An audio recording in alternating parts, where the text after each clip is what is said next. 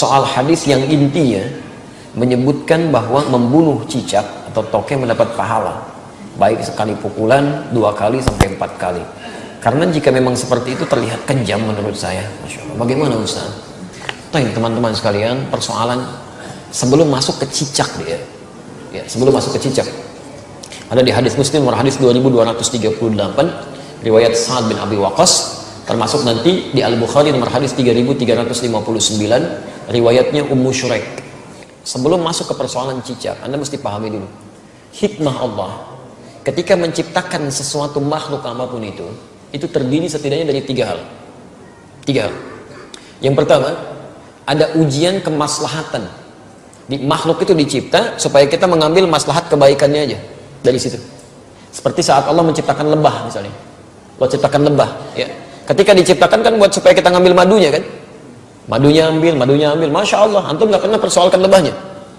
Diambil manfaatnya dari madunya, dari sengatannya untuk obat dan sebagainya. Di hewan ini, ketika diciptakan oleh Allah Subhanahu wa Ta'ala, memang penciptaannya adalah ujian maslahat untuk kita, supaya kita mendapatkan maslahat dari situ. Setiap antum ambil, niat karena Allah, ada pahala di situ. Dan lebah menunaikan tugasnya sesuai dengan izin Allah Subhanahu wa Ta'ala dan perintahnya. Kedua, ada sebagian yang diciptakan oleh Allah Subhanahu wa Ta'ala sebagai ujian yang menghadirkan madarat di situ, supaya kita mengetahui ada keburukan yang harus kita hindari. Ada keburukan yang harus kita hindari. Misal, nyamuk diciptakan oleh Allah Subhanahu wa Ta'ala. Ketika diciptakan oleh Allah, mohon maaf, untuk menunjukkan bahwa ada lingkungan yang kotor di situ, yang tidak bagus, ada penyakit yang harus dihindari. Makanya ketika dia ditunjukkan oleh Allah, dia muncul fitrahnya, dia memang mesti, misal dieksekusi, dibunuh kan. Kenapa dia mesti dibunuh? Karena di lingkungan itu ada yang kotor, plus dia pun membawa kotoran yang mungkin bisa berpindah satu dengan yang lainnya. Di pelayanan kehidupannya, tasbihnya kepada Allah, memang khidmatnya untuk menunjukkan ada tanda yang kotor nih pada diri saya. Ada sesuatu yang buruk di lingkungan Anda. Jadi nyamuk itu ketika datang, dia membawa sesuatu yang baik untuk kehidupan kita. Cuman dilihat dengan persepsi yang kotor.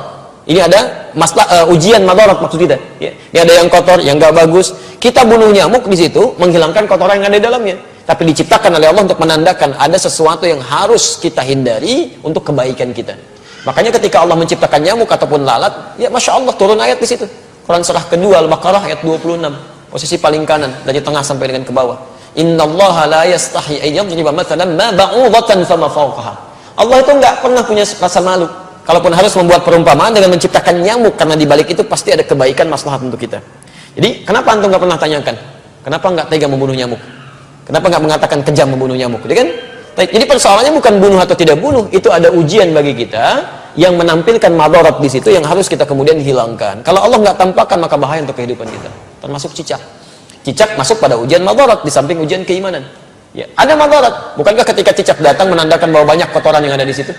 Ada bakteri E. coli yang dia bawa, ada kotoran-kotoran yang ada di sekitarnya. Yang dimakannya pun yang kotor juga. Apa makanan cicak? Nyamuk.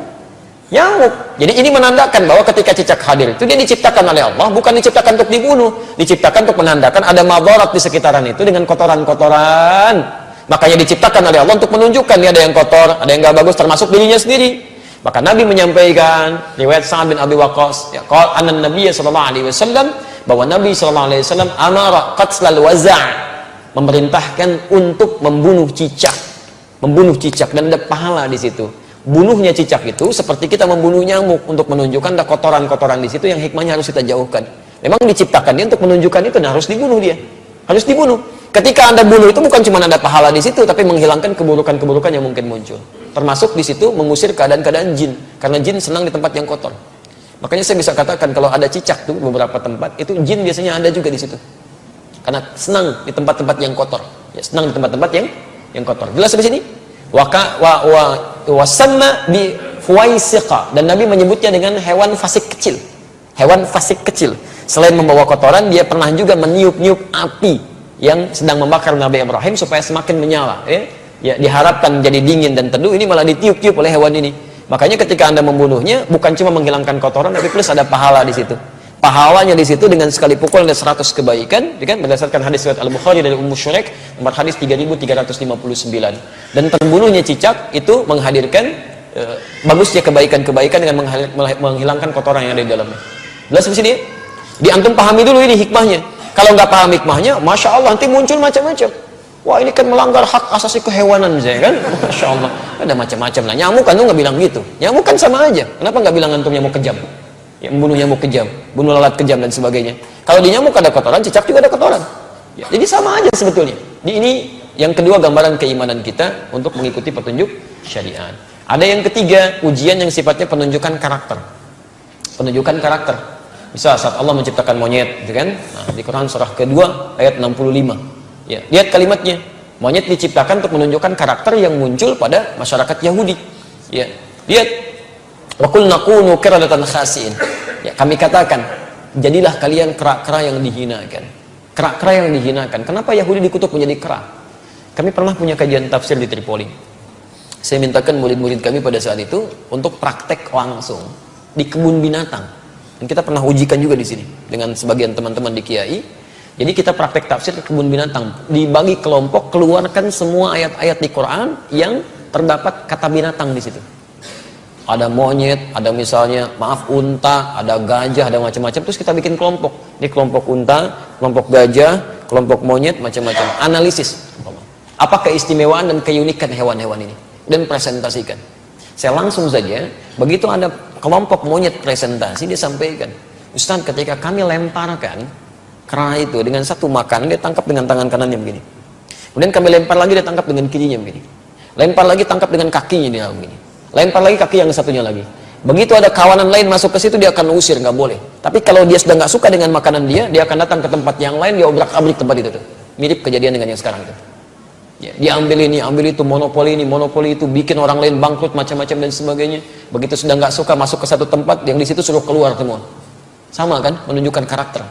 Ya, menunjukkan satu karakter. Makanya ketika antum keluarkan di Quran tuh nggak mungkin, nggak ada yang kosong dari faidah. Pasti ada kebaikan-kebaikan yang mungkin bisa kita dapatkan. Ya, sama semua yang di laut, yang di atas itu semua bertasbih pada Allah Subhanahu Wa Taala. Hewan yang di darat, hewan yang di laut, ikan. Sebutkan jenis-jenis ikan, ya kan? Masya Allah, ikannya banyak tuh. Antum bisa sebutkan senyum. Antum senyum. Macam-macam nih. Aneh-aneh aja. Jangan ingat yang nggak betul lah ya. Kasihan anak itu. Namanya Ahsan. Orang Semarang itu punya masalah dia ya, punya masalah di lisannya, jangan dicela nih, kasihan ya, punya masalah di lisannya, kita harus doakan pada Allah Subhanahu Wa Taala. Dan kalau menemukan kesalahan dalam sesuatu hal, untuk anak khususnya dalam pendidikan di Quran, di Sunnah, itu jangan minta diulang, jelaskan kesalahannya.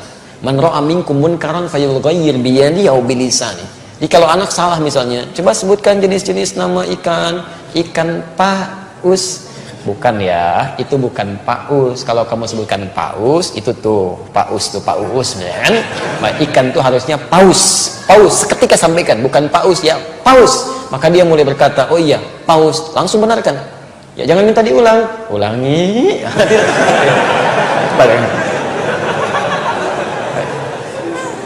Kita tidak berbicara yang lain ya. Ini dalam konteks ini tidak terkait dengan masalah-masalah yang muncul ya. Antum jangan pancing-pancing pertanyaan yang membuat resah nanti. Besok-besoknya jadi tersangkal ya kan. Semoga Allah rahmati kita semua. Baik.